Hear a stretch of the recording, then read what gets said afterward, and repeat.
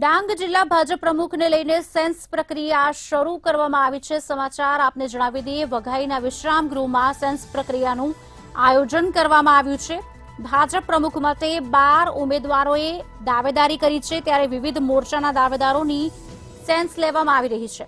ડાંગ જિલ્લા ભાજપ પ્રમુખને લઈને સેન્સ પ્રક્રિયા શરૂ કરવામાં આવી છે। વઘાઈના વિશ્રામ ગૃહમાં સેન્સ પ્રક્રિયાનું આયોજન કરાયું છે। ભાજપ પ્રમુખ માટે 12 ઉમેદવારોએ દાવેદારી કરી છે, ત્યારે વિવિધ મોરચાના દાવેદારોની સેન્સ પ્રક્રિયા લેવાઈ રહી છે।